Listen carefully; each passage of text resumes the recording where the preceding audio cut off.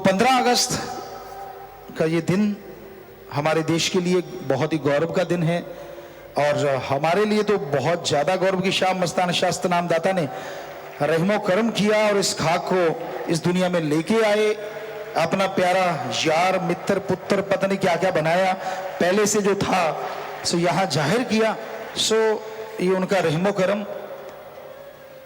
तो कुछ एक बातें शास्त्र नाम जी दाता रहबर की हमारे साथ जो चला करती थी वो आपको बताएंगे। तो वो बातें सतगुरु मौला ने जो करवाई, सबसे पहले हमेशा हमें ये लगा करता था, हमारा जब जन्म हुआ सतगुरु मौला लेके आए तो कि जहां हम रह रहे हैं शायद इस दुनिया में हमने ज्यादा देर नहीं रहना। ये एहसास, ये फीलिंग हमेशा आती रहती थी। हम खेला करते थे, इसके गवाह हैं चरणजीत और दान सिंह हैं यहाँ भी अभी भी। तो ये दोनों बच्चे वहाँ साथ होते, हम इकट्ठे खेला करते थे। और कई बार ऐसा होता कि हम इनको कहते कि चलो गाड़ी हमारे पास होती, इंतजाम कई बार गाड़ी पे जाते, कई बार हम ट्रैक्टर ट्राली पे जाते। तो इनको हम कहा करते मज़े ले लो जितने लेने हैं, बस हम तो आपके पास थोड़ी देर ही हैं। तो इनको खास करके शायद चरणजीत ये कहता कि नहीं आप ऐसे मत कहो, आप ऐसा क्यों कहते हो यार, बिना वजह मूड खराब कर देते हो। हमने कहा नहीं नहीं, इस दुनिया से नहीं जाएंगे हम, लेकिन आप लोगों के साथ ये वाले मजे नहीं लूट पाओगे आप, फिर ये पक्का है। ये नहीं पता क्यों ऐसा एक इशारा सतगुरु मौला हमसे करवाते रहते। इनके साथ तो फिर कुश्ती भी होती रहती, बहुत कुछ होता था। शास्त्र नाम शाह मस्तान जी दाता कि ऐसा रहमो करम था कि बचपन से ही उन्होंने नाम दिया। शायद 73 या 72 की बात हमें याद नहीं, 73 ही होगा वो सन, मार्च अप्रैल की बात होगी। तो बेपरवाह जी ने, हम लोग भेरियों में खड़े हुए थे, हमें आज भी याद है एक फिल्म की तरह कि हम 4-5 साल के थे और अपने बापूजी अपने फादर की उंगली थामे हुए थे। तो हम खड़े थे और अचानक से फादर कहने लगे थोड़ा साइड, तो हम साइड पे खड़े हो गए। मौसम शायद ऐसा ही था, कुछ ठंडा, और शायद बरसात हुई थी, याद नहीं आ रहा, ऐसा लग रहा है, या फिर पानी छिड़का गया था कि बेपरवाह जी वहाँ जाते थे बाग में घूमने। तो हम लोग खड़े थे और बेपरवाह जी चलते चलते एकदम रुके और पूछा ये कौन है, कहाँ से हैं। तो उन्होंने पूछा, बापूजी ने नाम बताया, अच्छा कि फलां जगह राजस्थान से गांव है, उस गांव के नंबरदार हैं, ये इनका बेटा है। कहते अच्छा। बेपरवाह जी इतना कह के चले गए और हम लोग भी वहां से पंडाल की तरफ आ गए। अगले दिन नाम हुआ। गुरुमंत्र के समय जब हम लोग बैठने लगे तो बेपरवाह जी ने आवाज दी, इशारा किया, हम तो इशारा समझ गए, हम खड़े हुए। बापूजी कहने लगे बैठ जा बैठ जा। हम बैठ गए क्योंकि हम अपने फादर की बात काटा नहीं करते थे। सब लोग जानते हैं, हमारे संगी साथी भी, सबको पता है कि हम ऐसा कुछ नहीं कहते थे कि जो जरा सा भी उनको ऐसे लगे। तो हम बैठ गए झट से। पर परमपिता ने फिर आदमी को इशारा किया कि इनको उठा के लाओ। वो किसको कहते, वो नंबरदार राजस्थान वाला। तो वो उठा लाए, आगे बिठाया और हमें कहने लगे आप आगे आ जा काका। तो हम आगे बैठ गए। तो बेपरवाह जी ने गुरुमंत्र दिया। तेराबास जो मस्ताना जी धाम है उसके बाहर की साइड शायद याद आता है कि तब छोटी छोटी दीवार होती थी, या तेराबास के अंदर या बाहर की साइड ख्याल में नहीं, लेकिन वहाँ गुरुमंत्र बेपरवाह जी ने दिया। और तो उसके बाद बेपरवाह जी ने फरमाया कि आपने नाम सब लोगों ने लिया है, अब जितने भी लोग हैं अच्छे कर्म करना, घर परिवार में रहते हुए कर्म करते रहना। वो इशारा हमारी तरफ ज्यादा कर रहे थे, बोले जा रहे थे बेपरवाह जी कि घर परिवार में रहना, आप सेवा करते रहना, जब मालिक की रजा होती है तो वो सारी सेवा करवा लेते हैं। तो ये वचन जब हुए तो तार तो जुड़ी हुई थी जन्म से ही। हमने कहा ठीक है आपकी मर्जी, जितने दिन और दूर रखना रख लीजिए। बाहर से बोलने की जरूरत नहीं होती, जब दोनों एक हो जाए ना तो फिर इशारों से अंदर की बातें चलती रहती हैं। इसी को ध्यान कहा जाता है, इसी को रूहानी या सूफी अंदाज कहा जाता है। तो उसके बाद यहाँ भी सत्संग होती राजस्थान में, हमें याद है, ये देख रहा है लड़का है, उधर से लगता था अकेला ही, उधर वाले लोग वैसे ही शोर मचा रहे हैं, वो ट्रैक्टर अकेला जा रहा है। वो हैरान भी है यार, साइड में मगराड़ पे भी लोग बैठे हैं। तो हम वहां पहुंचे, नाम वाले जीवों को नाम में बिठाया, सत्संग हुआ, बेपरवाह जी ने पवित्र वचन फरमाए, नाम लिया सबने और हमें मिलने का मौका मिला वहां नाम के बाद, शायद फर्स्ट टाइम। तो वहां पे परमपिता जी एक चारपाई पे विराजमान थे। हमें मिलाया गया और हम शर्माते थे शास्त्राम जी दादा रहबर से हमेशा, तो थोड़ा सा पीछे बैठे, बापूजी आगे बैठे थे। बात पूछी, अच्छा अच्छा पेपर कहने अच्छा ये वो है नंबरदार, इतना याद रहा। तो उन्होंने बताया हाँ जी यहाँ गुरुसर मोडिया गांव है, उनके नंबरदार हैं और ये उनके बेटे हैं। तो एक खड़ा होकर कहने लगा, गुरु पिताजी हैरानी की बात है, ये छोटा सा लड़का है और ये ट्रैक्टर इतनी स्पीड से चलाता है और पूरा भर के लेके आया ट्राली नाम वालों की। तो सारे लोग कहते रोड पे दंग थे कि ट्रैक्टर अकेला जा रहा है। तो ऊपर पे ताली मार के हंसे, कहते अच्छा। और फिर हमारी तरफ आंखों में आंखें डाल के कहने लगे अपना यही काम है, करते रहना। तो अब वहां कितने लोग थे, किसी को कुछ पता नहीं चलने दिया हमारी क्या बात हुई आपस में। तरह तरह के गेम खेला करते थे, बहुत सारी चीजें करते थे। बहुत सारे बेपरवाह जी के रहमो करम के नज़ारे हैं। शास्त्राम जी दाता ने, शाह मस्तान जी दाता ने कैसे रहमत की। हमें याद है वो समय 4 साल के थे हम, परमपिता जी की रहमत जन्म से ही थी, हमारी लगन होती थी कि हम यहाँ बैठ जाते थे तो मस्ती मनाते थे, खुशी मनाते थे, क्योंकि सतगुरु सामने होते थे तो तीसरा तो कोई होता ही नहीं था। तो एक बार क्या हुआ, हम घूमते हुए ताऊ जी के घर गए और ताऊ जी से भी हमारा बड़ा प्यार होता। वो पहलवान थे, कुश्ती लड़ा करते थे। और एक दिन उन्होंने क्या किया, वो दंड मारा करते थे। आजकल पुशअप कहते हैं इंग्लिश में, ये तो पुश और अप होता है, लेकिन वो तो बहुत लंबा चौड़ा होता है। जो उन्होंने पंजाबी जी कहते इसी दंड मारना, तो वो हिंदी में भी शायद दंड मारना कहेंगे शायद। तो वो मार रहे थे वो, क्योंकि वही जिम होता था पूरे का पूरा, एक्सरसाइज कर रहे थे, घूम रहे थे हम वहीं पे आसपास। तो उनकी बड़ी आदत थी हमें छेड़ने की, थोड़ी प्यार से आदत से। तो वो उन्होंने कुप्पियाँ सी बना रखी थी, ऐसे ऐसे कुप्पियाँ सी घी की, शायद वो पाइये की थी, 250 ग्राम का घी। एक पी लेते थे, 3 पड़ी रहती थी कि फिर पीऊंगा चलो अगले दिन। तो एक टेबल पे रखी हुई थी, एक कुप्पी उन्होंने उठाई। तो हमने पूछा कि ताऊ जी ये क्या है ना, मतलब उनकी ये आदत थी बोलने से पहले ऐसे करना। हाँ, हमने कहा क्या मतलब, हमें छेड़ रहे थे। हमने क्या है, कहता ये घी है, घी पहलवान पीते हैं, ऐसे थोड़े ना हम पीते हैं ये तो। हमने कहा अच्छा। उसने वो कुप्पी पी ताऊ जी ने, और वो कुप्पी रख दी टेबल पे, चारपाई के पास एक फट्टा सा था, और वहां रख दी, और खुद फिर दंड मारने लगे। और जब वो दंड मार के उठे कि मैं घी संभाल के रख दूं, और देखा तो तीनों बाकी कुप्पियां खाली पड़ी थी। उन्होंने देखा इधर उधर, नीचे देखा, टेबल पे देखा, धरती पे देखा, गिराई तो नहीं। हाँ, वो इधर उधर देखे जा रहे हैं, बड़े हैरान, आंखें खुली कि ये हुआ क्या है। तो हमने भी फिर उसी अंदाज में, हाँ ऐसे पीते हैं तीनों की तीनों। तो अब 4 साल का बच्चा, 5 साल का, 4 साल का, जो भी उम्र थी, 4-5 साल की ही रही होगी। तो पहले तो हम कुछ खाते पीते नहीं थे उस उम्र में। माता जी का दूध पिया, माता जी गवाह है 5 साल तक, 4-5 साल तक। तो लेकिन एकदम से सीधा घी चढ़ा जाना, और वो भी बस ताऊ जी के चढ़ाने से और उनको चढ़ाने के लिए।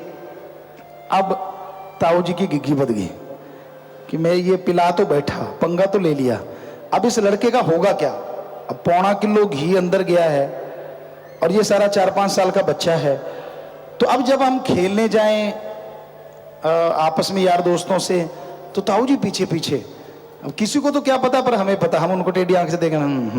हाँ, तो वो करे हाँ कुछ नहीं, खेलो खेलो खेलो, पर हमारे पीछे पीछे सुबह से शाम हो गई। तो बापूजी से बहुत प्यार था, दोनों भाइयों का आपस में बेइंतहा प्यार था। और वो इकट्ठे हुए, बापूजी का नाम लेते थे, बुलाया, कहने लगे सुन, कहने लगे हाँ क्या है। कहते भाई तेरा लड़का लड़का नहीं। बापूजी कहते क्यों कमड़ियाँ गल्ला करते हैं, लड़का नहीं तो और क्या है, लड़का ही है और क्या है। कहता नहीं यार तेरा लड़का लड़का नहीं, ये पता नहीं क्या चीज है। कहता क्यों, ऐसा क्या है। कहता ये कोई बहुत तगड़ा पहलवान, या पता नहीं, मुझे नहीं पता ये क्या है। तो माता जी भी आगे इतनी देर में, तब पल्ला करने की आदत होती थी, तो हम माता जी को हंसा करते थे, नकल उतारा करते थे, एक आंख खोल लेते बाकी सारा पल्ला होता था। तो ये भी आप पहुंचे अपनी एक आंख से देखते हुए कि भाई हाँ मतलब क्या क्या है, क्या हुआ। तो ये पीछे खड़े होके सुनने लगे, हम बैठे थे वहाँ, हम भी आ गए। हमने कहा हाँ सुनाओ क्या, जैसे वो बोलते थे। तो कहने लगे मैं सुबह सुबह ऐसे कर रहा था, मैं एक कुप्पी पी बैठा और इसे उठा के 3 पी गया। हमने कहा ना झूठ। ताजू कहते क्यों, आपने छेड़ा था, आपने कहा हम ही पीते हैं ऐसे, कहा नहीं था आपने। बापूजी कहते हैं बोल बोल बोल। कहता यार मैं कहा था, मुझे क्या पता था ये ऐसे सीरियसली ले लेगा उसको, ये तो 3 चढ़ा गया। और मैं सुबह से घूम रहा हूं कि कहीं इसको लूज मोशन लगेंगे, इसको उल्टियां लगेंगी, मेरे को लग जाती है अगर मैं पाइया मतलब से थोड़ा सा ज्यादा ले लूं। ये 3 पाइया पी गया और ये इसको हुआ ही कुछ नहीं है, ये आराम से घूम रहा है, ना बाथरूम किया ना कहीं गया है। कहता है भाई ये तो कुछ अलग हटके ही है। वो बेपरवाही जाने कैसे वो नज़ारे दिखाते थे। तो ये उसी ग्रंथ का एक आपको एक छोटा से एक बात सुनाई है जो हम लिख रहे हैं, उसमें ये सारी चीजें आने वाली हैं। आप खुद को लगेगा कितना इंटरेस्टिंग होगा वो ग्रंथ, उसमें क्या क्या होगा। वो हमारी बड़ाई नहीं है, उसमें हमने पहले ही लिखा है, शास्त्र नाम जी रहमो करम तिनके से पहाड़ चकवा देता है। कैसे वो इंसान को महान बना देता है, उसका रहमो करम, उसका प्यार, उसकी मोहब्बत, क्योंकि वो जन्म से बचपन से ही ऐसा था। तो ये चीजें हम अपनी मान बढ़ाई के लिए नहीं कह रहे, हम आपको बताना चाहते हैं कि जो पीर फकीर आता है ना, वो गॉड गिफ्टेड आता है, उसको बनाया नहीं जाता। बनाए भक्त जाते हैं, बनाए और जाते हैं, लेकिन मालिक उन्हें अपनी तवज्जो दे दे के पैदा करते हैं। जैसे सही मस्ताना जी महाराज ने ये बात बताई थी, चर्चा यही कि शाह नाम शाह मस्तान जी दादा ने कितना रहमो करम किया। ऐसे हमारे खेल हुआ करते थे इस तरह के। एक बार ये था कि बापूजी को मारने बहुत लोग बैठा करते थे, हम उनको, अब तो वो हमारे अजीज हैं, प्यारे हैं, सबसे प्यार है, लेकिन उस जमाने में ऐसा था कि अकेले थे ऐसे जिनके पास बहुत ज्यादा जमीन जायदाद थी, लगभग 200 बीघा यानी 100 एकड़ के करीब मान के चलें, लगभग सारी मिला के आज अगर गिनती करें तो उस समय शायद 130-40 या पता नहीं 170 बीघा जो भी था, हमें याद नहीं। तो लोगों को ये था कि ये इसके बच्चा भी नहीं है, तो उनको मारने के लिए जगह जगह बैठा करते थे। तो इसलिए जैसे हम 4-5 साल के हुए तो बापूजी ने हमारे लिए एयर राइफल ले आए। बस एक प्रसंग आपको ये सुनाएंगे, क्योंकि नहीं तो सारी किताब तो सुना नहीं सकते। तो हमें वो साथ ले गए, 5 साल के रहे होंगे, हमें याद है, गंगानगर आड़त की दुकान थी और लंबे चौड़े जिन खलिहान पेड़ थे पक्के, तो वहां फसल लेके गए, कई ट्रालियां गई थी वहां। तो उस दिन उन्होंने एक साइकिल दिलाया हमें, साइकिल लाए, खड़ा कर दिया, कहते तेरे को वहां जाके ना किसी से सिखवा देंगे। हमने कहा ठीक है। साइकिल रख दिया और खुद वो पानी पीने चले गए अंदर। हम छोटा सा साइकिल था, ऊपर चढ़े और बहुत लंबे चौड़े खलियान थे, उसमें दौड़ा रहे हैं। जो बाहर निकल के आए, देखा ये क्या कर रहा है। तो बापूजी को पता था, क्योंकि त्रिवेणी दास जी ने बताया था उनको। तो हमारे पास आए, कहते रुक रुक, कहते मुझे पता है तू कर सकता है, पर मैं डरता हूँ कोई नजर ही ना लगा दे। उनको बहुत डर लगता था इन चीज़ों का। तो अब यहाँ मत चला, तो इसको ट्राली में रख दे, आप कोई और चीज़ लेने चलते हैं। हमने कहा ठीक है। हम चले गए और एक दुकान थी, उसका नाम हमें ख्याल में नहीं आता, गन हाउस लास्ट का नाम याद आता है। तो उनसे एयर गन ली, एयर गन, और वो बताने लगा। हम पास खड़े हो गए, और जो 12 बोर के कारतूस होते हैं, थोथे जो चल चुके होते हैं, खोखा कह देंगे, थोथा कुछ भी मान लीजिए, तो वो पड़े हुए थे। तो ऐसे रख के उसने बताया कि ऐसे मारना चाहिए, पर उससे लगा नहीं। एक उसने बड़ा सा डिब्बा रखा, फिर इतना सारा ऐसे दोनों कारतूस साइड में रख दिए, उस डिब्बे पे मारा, निशाना लग गया। कहने लगा देख ऐसे मारते हैं, ये जो कट है यहाँ से देखते हैं। हमने कहा अच्छा। कहता आगे ये दाना सा, इसमें से देखते हुए आगे मिला लो तो लग जाता है। हमने कहा अच्छा दिखाओ, हम देखते हैं। उसने, वो खुलता था ऐसे, स्प्रिंग होता था एयर गन, तो बड़ा जोर लगता था, बड़ी टाइट होती थी, पावरफुल होती थी। आजकल तो मिलावटी हो गया सौदा। तो उसने हमें पकड़ाई, उसको लगा कि मैं खोल के डालूंगा, तो हमने खोल के उसमें डाल लिया और ऐसे सिक्का डाल के सीधा कर लिया। वो बापूजी को कहता आपका बेटा है? कहते हाँ मेरा बेटा है। कहते फिर बताऊंगा बाद में, अभी देखते हैं। कहता लगा निशाना सामने, उसने डिब्बा बड़ा रख दिया। वो कारतूस जो पड़े थे वो उठाने भूल गया। तो हमने डिब्बे पे नहीं, जो 12 बोर का इतना सा मोटा होता है वो, आजकल तो पता नहीं कंजूसी होगी, वो टाइट कर दिए हो, पहले मोटे मोटे होते थे, इतना मोटा शायद होता होगा। तो वो रखा हुआ था, तो हमने उसी पे निशाना लगाया। और ईश्वर शास्त्र नाम जी दाता करवाने वाले हैं। और जैसे निशाना मारा फर्स्ट टाइम 5 साल 6 साल के, तो वो कारतूस लुढ़कता हुआ वो गया। तो उसने बापूजी को कहा, नंबरदार तेरा बेटा बहुत अजूबा है, ये ऐसा वैसा नहीं है, मैंने बड़ों बड़ों को दिए हैं, उस कारतूस पे तो मेरे से नहीं लगा जो मैं रोज प्रैक्टिस करता हूँ, लोगों को बताता हूँ, सिखाता हूँ, इसने पहली बार में ठोक दिया। बापूजी कहते यार लड़कों जैसा लड़का है, खास क्या है? कहते नंबरदार तेरे को नहीं पता, ये तो मेरे को पता, मैं लगाता रहता हूँ। तो बापूजी जानबूझ के ऐसा कह देते थे, बस बात उनको ये रहता है कहीं नजर, वो बस जो गेर अड़ जाता है कि कोई निकालने वाला तो होता नहीं। तो इस तरह की बहुत से कि शास्त्र नाम जी दाता का रहमो करम हो तो वो तिनके तो चुका देना है पहाड़ा नो मेरे यारा, इसलिए हमने वो शब्द में डाला है। वो तिनका हम है, हमसे उन्होंने पता नहीं कैसे कैसे काम करवाए हैं, और ऐसे ऐसे काम करवाए हैं कि बचपन में ही अजूबा था, वो अजूबे थे सारे के सारे। अब अगर मूवी होती तो आप देख सकते, लेकिन शायद जिनको आप सबको तो ज्यादातर साथ संगत को बचनों पे 100% यकीन होता है, तो यही कि आपके आंखों के आगे मूवी चल गई होगी, कैसे एक छोटा बच्चा ये चला रहा है, तो हमने उसको उस अंदाज में बुक को लिख रहे हैं कि जब आप पढ़ोगे तो आपको लगेगा कि आपके सामने वो चीज रियल में हो रही है। तो ये हमारा इसमें 0% रोल, 100% रोल शाश्वत नाम शाह मस्तान जी का है। हम कुछ भी नहीं कर सकते, वो चाहें तो तिनके से पहाड़ उठवा देते हैं, ये सच है।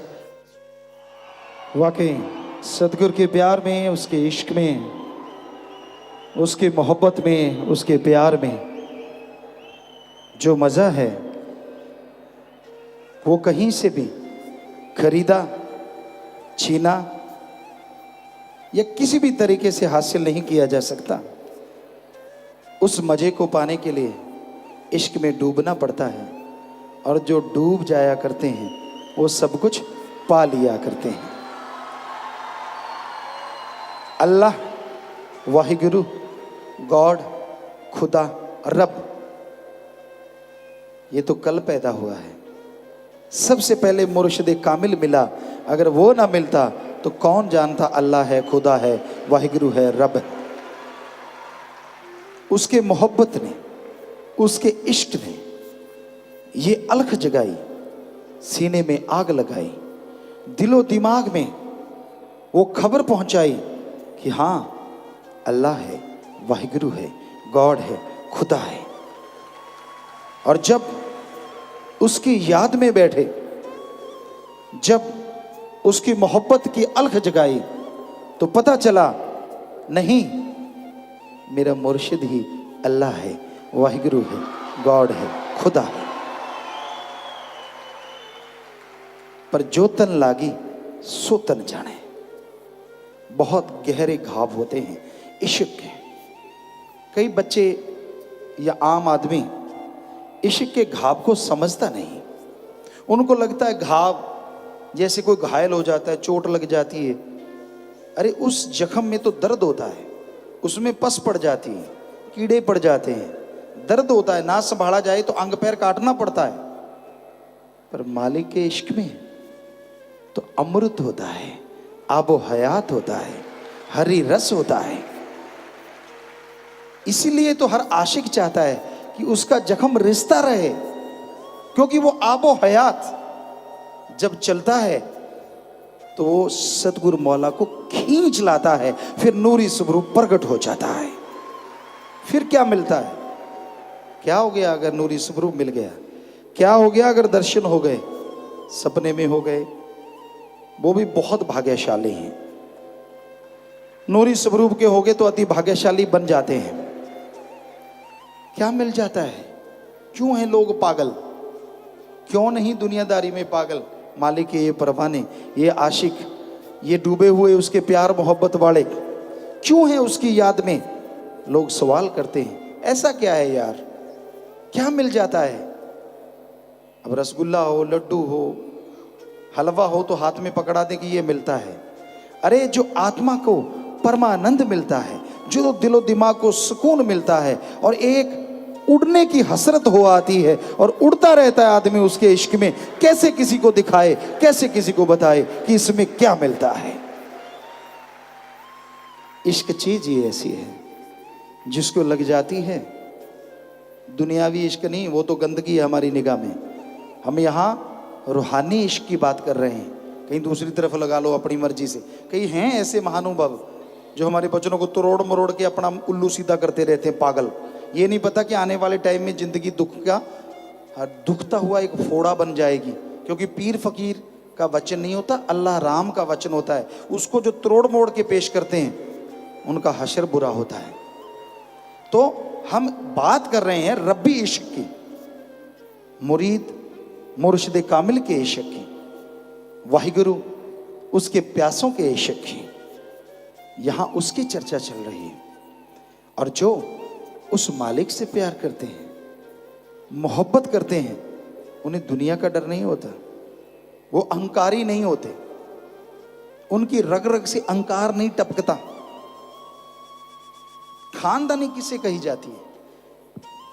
खानदानी, इश्क में खानदानी वो है जिसकी पीढ़ियां मालिक के इश्क में डूबी रहें। सच्चा खानदानी इश्क बड़ा वो परिवार होता है। यहां पता नहीं कितने परिवार होंगे, पता नहीं कितने, लाखों में, करोड़ों में। लेकिन दुनियादारी में खानदानी आप सोचते हैं किसे कहा जाता है?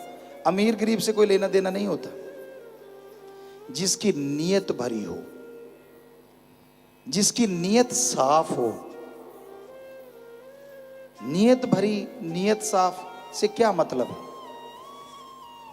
जो दूसरों के लिए रोड़ा ना बने, अपना सब कुछ हासिल करने के लिए, जो दूसरों का हक छीनने के फिराक में ना घूमता रहे, जिसके अंदर इतनी महत्वाकांक्षा नहीं होनी चाहिए कि वो अपनी औकात भूल जाए। जमीन से जुड़ा है तो उसी से जो जुड़ा रहे, वो ही नीयत साफ और वो ही खानदानी है। जमीन से जुड़ने का मतलब जिसके अंदर दीनता हो, नम्रता हो। एक गुरुओं ने दोहा कहा है, हम उसकी व्याख्या आपको बताते हैं। हे मेरे मालिक, अगर कहीं तू राज बिठा दे तो मुझ में इतना अहंकार ना आ जाए, इतनी खुदी ना आ जाए कि मैं सबको ही तुच्छ समझने लगूं। ये तो तेरी बड़ाई है, मेरा तो कुछ भी नहीं। तू मुझे राज बिठाता है तो ये तेरी बड़ाई है, मेरा मुझ में कुछ नहीं मालिक। ये मुझे हमेशा याद रहे, मेरी औकात।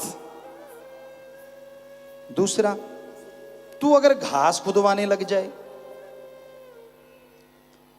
कि मुझे घास खोदना पड़े, सारा सारा दिन घास खोदना, बोलना आसान है, कभी खोद के देखो पता चलेगा। सारा दिन गर्मी होती है। हमने करके देखा सतगुरु की कृपा से। ये सावन भादों का महीना बड़ा ही मुश्किल वाला होता है जमींदारों के लिए। बरसात आती है, नरमे कपास में, फसलों में खरपतवार बहुत ज़्यादा हो जाती है, उसको निकालने लगते हैं। सुबह बादल छाए रहते हैं, बड़ा आनंद आता है। अचानक बादल हट जाते हैं और फिर ऐसे लगता है किसी ने मिर्ची डाल दी हो बॉडी पे, सारा शरीर तिलमिला जाता है। इसे कहते हैं घास खोदना। जिसने नहीं खोदा उसे क्या मालूम, उसे जो प्यासा ही नहीं रहा उसे इश्क की कदर का क्या पता। जिन प्यासों को इश्क मिलता है उन्हें कदर होती है और वो बेकदरे कभी नहीं होते। तो घास खुदाए तो छोड़ ना जाएं कि मेरे मुर्शिद, मुझे घास खोदना पड़ जाए तो भी मुझे छोड़ना मत। चाहे राज बना दो, चाहे घास खुदवा लो, मुझे तो तेरा इश्क चाहिए, मुझे तो तेरा प्यार चाहिए और कुछ नहीं चाहिए। एक मुरीद के अंदर ऐसी भावना होती है। अहंकार नहीं होता, खुदी नहीं होती। हमने तो सीखी नहीं खुदी करनी, अहंकार करना। सतगुरु की कृपा से खुद में ऐसा कुछ नहीं। शाह सतनाम शाह मस्तान का रहमो करम, जिन्होंने दीनता सिखाई। छोटा सा उदाहरण उनके रहमो करम का। जिस घर में जन्म लिया बहुत लैंडलॉर्ड था, वहाँ के राजस्थान के टॉप घरों में घर था, नंबरदार थे, राजा महाराजा आते थे, बात करते थे, उन्हीं से चर्चा चलती रहती, महाराज गंगा सिंह। तो ऐसे बातें होती रहती थी। तो लेकिन सब दीनता नम्रता वाले थे। जन्म हुआ, बेपरवाह जी ने रहमत की, आज के दिन कृपा की। तो हमारे खेतों में जब हमने होश संभाला 6-7 साल की उम्र में, देखा तो बहुत से काम करने वाले सज्जन थे, साथी थे, मित्र थे, जिन्हें लोग नौकर कहते हैं, सीरी कहते हैं, पाड़ी कहते हैं, पता नहीं क्या क्या नाम है। एक नाम है बुलाने के लिए, एक बताने के लिए। तो 6-7 लोग वो सज्जन थे। हम जब भी खेतों में ट्रैक्टर चलाते, सारी सारी रात चलाते, सारा सारा दिन चलाते। मई जून में भी 12-12 बजे तक, 1-1 बजे तक ट्रैक्टर चलता रहता, सतगुरु चलाने वाले। तो खाना आता, नेचुरली है कि कई बार ऐसा होता कि उन भाइयों के लिए ज़्यादा होते, 10-12 भी होते, तो मिर्ची का जैसे चटनी वगैरह बना के 2-3 अचार वगैरह, तो लस्सी वगैरह, ऐसे जो वहाँ का खाना था। और हमारे लिए अलग से सब्जियाँ आती, घी वगैरह आता। तो हम जब खाने बैठते तो हम अपनी सारी सब्जियाँ उनको दे देते कि नहीं, ये आपकी हैं और वो मिर्ची हमारी है। आप पूछ सकते हैं, सतगुरु की रहमत है, हमारी बड़ाई नहीं है, हम अपनी बड़ाई नहीं कर रहे, हम तो जीरो तुच्छ हैं। वो दाता शाह सतनाम शाह मस्तान, उसने क्या करवाया। तो वो बेचारे आंसू आ जाते उनके, क्योंकि हम ऊंच नीच तो मानते ही नहीं थे जन्म से। तो वो कहते थे नहीं नहीं आप खाओ। बहुत शोर मचता रोटी के लिए। आखिर में तय होता कि थोड़ी थोड़ी सब्जी वो लेते, थोड़ी थोड़ी उनकी मिर्ची हम खाते, चटनियाँ हमारे वाली चीज़ें वो लेते, उनकी वाली हम लेते, मिक्स करके खाते सारे खेतों में। और आपस में कई बार वो रात का सारी रात पानी लगता खेतों में, बड़े खेत थे, सारी रात पानी की बारी होती। बहुत प्रेशर था पानी का, 1-1.5 फुट का वो मोगा था, बहुत प्रेशर था पानी का। तो हम वहाँ बैठ जाते और अगली रात फिर आधी रात होती, बाद में बैठे बातें करते रहते। तो वो चारपाई ले आते दौड़ के कि आप चारपाई पे बैठो, आप टीले पे बैठ जाते। तो हम चारपाई मजाक में उठाते और घुमा के बहुत दूर फेंक देते, और उनके साथ ही टीलों पे लेटते रहते, बातें करते रहते, कुश्ती लड़ते रहते, मजाक करते रहते। तो ये मुर्शिद कामिल जिसे ताकत देता उसका होता है। वरना थोड़ी सी दया में रहमत हो जाए, इतनी सी फूल के कुप्पा हो जाते हैं। आसपास वाले को तो आदमी नहीं समझते, मैं तो पता नहीं क्या बन गया। भूल जाते हैं वो इश्क जो रब से किया था, तब तू ऐसा नहीं था, जैसा तब था अगर वैसा रहेगा तो इश्क बढ़ेगा। वरना भाई जी फुल स्टॉप, इश्क नहीं बढ़ने का। रूहानी नूरानी में तरक्की हो ही नहीं सकती, जितना मर्जी मत्था पच्ची करो। ये बख्शिश तेरी बख्शिश से मिलता है, ये सौदा तेरी बख्शिश दा ले सकदा जोर तिंगाने नहीं। अपनी अकल से, अपने दिमाग से, अपनी चतुर चालाकी से ना तो कोई इसे हासिल कर सका है और ना कोई कर सकेगा। कहीं भूल में न रह जाना। सौदा तेरी बख्शिश दा ले सकदा जोर तिंगाने नहीं, कि हे मालिक ये सौदा तो तेरी बख्शिश का है, और उसकी बख्शिश मिलती है दीनता नम्रता से, सबसे बेगर्ज प्यार करने से, अहंकार ना आने पाए। पर ये बस में थोड़ा ही ना होता है। अब जैसे खानदान में रहा, जैसा सीखा, जैसा पढ़ा, जैसे सहेलियों में, दोस्तों में, मित्रों में जैसे रहे, लोग वैसे ही हो जाते हैं। अब अहंकारियों में रहे तो अहंकारी, दीनता नम्रता वालों में रहे तो दीनता नम्रता। महत्वाकांक्षी किसे कहते हैं?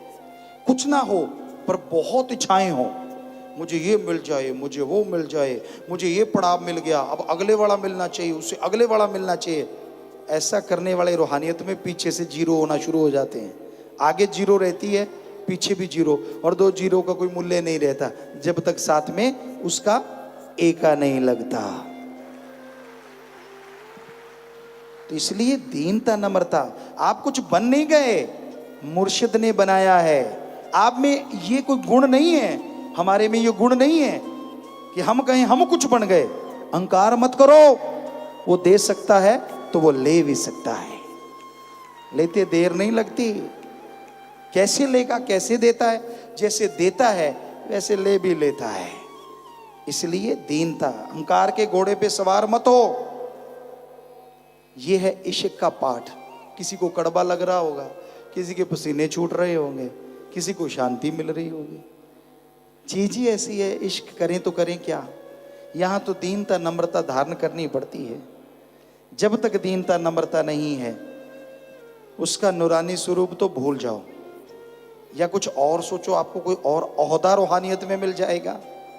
गॉड गिफ्टेड होता है, बाहर से नहीं बनता। सतगुरु जिसे नवाजता है वहीं से नवाज के भेजता है। पहले माता के गर्भ में जगह बनाता है, पर वहां से पहले बनता है, फिर माँ के गर्भ में प्रवेश करता है। ये नहीं कि आप पढ़ लिख गए, आपको कुछ भाषाएं आ गई, आप अहंकार में कूदने लगो, पता नहीं मैं क्या बन जाऊंगा। रूहानियत में जीरो, कुछ नहीं बन सकती जब तक दीनता नम्रता से, प्यार मोहब्बत से आप आगे नहीं बढ़ते। तो भाई बातें इश्क की चली हैं, थोड़ी सच्ची हैं, थोड़ी करारी हैं। मीठी तो उसको लगेंगी जिनको इश्क है, बाकियों के लिए तो कड़वी हैं। जो बचनों की धज्जियां उड़ाते हैं उनको तो परेशानी है, और जो वचन मानते हैं उनकी कोई हानि नहीं, उनको तो खुशियां ही खुशियां हैं। तो आदमी को कभी भूलना नहीं चाहिए, इश्क उस रब का है और वो देता है, हम ले सकते हैं। उसका रास्ता सुमरन, सेवा, सत्संग, दीनता, नम्रता। क्या हो गया? साइकिल से स्कूटर मिल गया, स्कूटर से मोटरसाइकिल मिल गया, वहां से गाड़ियां मिल गई, गाड़ियों से हवा में उड़ार हो गई। क्या हो गया? पापियों की भी होता है ये सब कुछ, कोई बड़ी बात नहीं है। मजा तब है, क्या नूरानी स्वरूप के दर्शन हुए? क्या आपने रूहानियत में उतनी तरक्की की जो करनी चाहिए थी? कहां घूम रहे हो? कहां है आपका दिमाग? क्या उस मालिक सतगुरु ने कभी आपको वो प्रत्यक्ष नूरी स्वरूप का नजारा दिखाया? दिखाया तो भाग्यशाली हैं, नहीं दिखाया तो सुमरण करो, भाग्यशाली बन सकते हो। यहां देर हो गई कोई बात नहीं, लेकिन सवेर सबके लिए है। जो जाग गया उसके लिए सवेरा है, और जो संतों के फकीर के वचन दूसरी तरफ ले गया उसके लिए अंधकार ही अंधकार है, उसकी बेचैनी का आलम ही रहता है हमेशा। तो इसलिए हमेशा अपने मुर्शिद, अपने सतगुरु की बराबरी करनी तो दूर, हम आपको अपनी बात सुनाते हैं। सतगुरु ने नवाजना था। कई लोगों ने कहा कि यार परमपिता जी मीटिंग करते हैं जुलाई में, जून में, जो भी मीटिंगें शुरू हुई 89 या 88 में, तो कि क्यों ना किसी को इस पे बिठाया जाए। अब इशारा कर दिया गया सतगुरु की तरफ से, तो वो लोग कहने लगे यार वैसी गाड़ी चला रहे थे, इनका घर भी तो बहुत बड़ा है, परमपिता तो कहते हैं बड़े घर का होना चाहिए, खानदानी होना चाहिए, परिवार से खानदानी भी बहुत है, आसपास के गाँव में पता कर लो। तो हमने गाड़ी रोक दी, हमने कहा नीचे उतरो। कहने लगे क्यों? हमने कहा आपने हमें अपने सतगुरु के बराबर माना, तो माना कैसे? कैसे हैं आप मुरीद?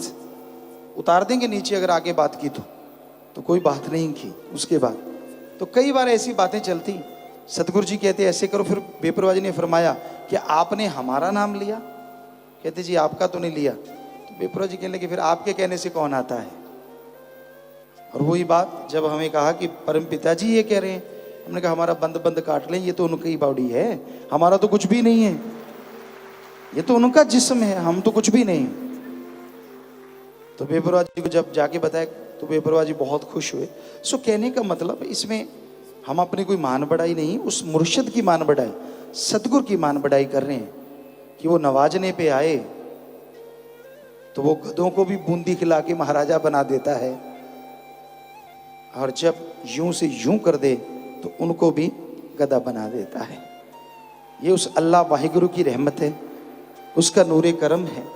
इसलिए दीनता रखिए, नम्रता रखिए, अपना याद रखिए आपकी जड़ें कहाँ हैं, किससे आप जुड़े हैं। अहंकार खुदी कभी ना कीजिए, दीनता नम्रता रखिए, शुद्ध भावना से चलिए, और अपनी हैंकड़ी, अपना अहंकार, अपना गुस्सा पीर फकीर को मत दिखाइए, क्योंकि उनका अगर वचन निकल गया तो धरा धरा रह जाएगा सब कुछ। इसलिए आप गुस्से होता है आदमी अपने मुर्शिद कामिल से, पर कब? जब कोई बात हो जाए लाड से, प्यार से, मोहब्बत से, कि हाँ भाई मैंने सुमरन किया है, मेरा सुमरन क्यों नहीं चलता, मेरे पे रहमत कीजिए, या मेरे पे कृपा कीजिए, मेरे से मुझे कर्म नहीं उठाए जा रहे, इतने ज़्यादा कर्म हैं, आप कृपा कीजिए। तो ऐसा इस तरह का ये अंदाज होता है। तो भाई मालिक के इश्क में, वाहिगुरु अल्लाह गॉड खुदा राम के इश्क में, सतगुरु के इश्क में चलना है। चाखा चाहे प्रेम रस, राखा चाहे मान, एक म्यान में दो खड़ग, देखा सुना न कान। एक म्यान में दो तलवारें नहीं आती, वैसे एक शरीर में मालिक की मोहब्बत और अहंकार दोनों इकट्ठे नहीं रहते। यहाँ दीनता नम्रता है, वहाँ मालिक का बेहद प्यार है, और यहाँ अहंकार है, वहाँ सिर्फ अहंकार है। तो इसलिए प्यारी साध संगत जियो, सतगुरु के इश्क में आप डूबे हैं, इसमें कोई दो राय नहीं, पर बचनों पे पक्के रहा करो। अरे कौन है जो दुनिया की गंदगी में जाके हाथ मारता है, उस गंदगी को पकड़ के बाहर निकालता है? आप हैं, वो सेवादार हैं जो सतगुरु ने नवाजे हैं। ये कोई छोटी बात नहीं है। कपड़ों में सलबट पड़ जाए, माथे की सलबट नहीं जाती लोगों की। और आप वो सेवादार सफाई महाअभियान में जाते हैं कि नौजवान, पढ़े लिखे, अनपढ़, सब तरह के लोग, बुजुर्ग, नौजवान, बच्चे, माता बहनें, सीवर की गंदगी में से सफाई कर रहे हैं। उनके चेहरों पे गंदगी है, लेकिन वो उस मालिक के प्यार का तगमा है, मेडल। अब जिनको कपड़ों की पड़ी रहती है सारा दिन, शू फूं फूं शू, उनके मेडल कहाँ आएंगे? ये वाले बड़ा मुश्किल है, बहुत मुश्किल। उन्हें वहां से खुशबू आती है, मजा आता है। ये कैसे हो सकता है? लोग पोटी करें, गंदगी करें, और मालिक के प्यारों को उसमें से खुशबू आती है। कौन सेंट सेट के जाता है? वही जिसे खस्म कहते हैं, वही जिसे यार कहते हैं, वो आता है। खुशबू और की नहीं, उसी की होती है, पर उसकी भक्ति उतनी नहीं होती सेवादार की, इसलिए नजर नहीं आता, पर उसको बदबू नहीं आने देता, खुशबू का भंडार चल के आ जाता है। तो प्यारी साध संगतियों, धन्य है आप और धन्य है माँ बाप जो सेवा करते हो, जो सेवा कमाते हो।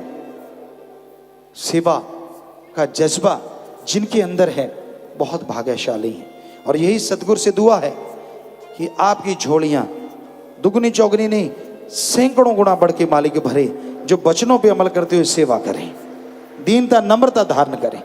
मालिक बेहद खुशियां दे, मालिक दया में रहमत से नवाजे। और मालिक से यही दुआ करते हैं कि सत्संगों से बढ़ के, चलो भंडारों से बढ़ के मालिक आपकी झोलियां भरे, दया में रहमत से नवाजे। शासत नाम शाह मस्तान दाता रहबर मला माल करें, लवरेज करें। और हम यही चाहेंगे। आप हमेशा सोचते हैं, कार्ड भेजते हैं कि पिताजी को तोहफा देना था यार, रह गए। आज सुबह भी हमने आपके तोहफे ग्रहण किए हैं, आपकी बुरी आदतों का तोहफा। शायद आपके माँ बाप या कोई भी नहीं ले सकता, हम भी नहीं उठा सकते, वो तो शाह सतनाम शाह मस्तान उठाते हैं। वो कहते हैं ले, हम नहीं उठाना है, तो आपके पाप कर्म लेते हैं वो सतगुरु मुर्शिद, हम नहीं, हमसे नहीं उठता। लेकिन उनके लिए क्या चीज़ है? उनके लिए तो बाढ़ जितना भी वजनदार नहीं होता, सारी दुनिया की भी तकलीफ।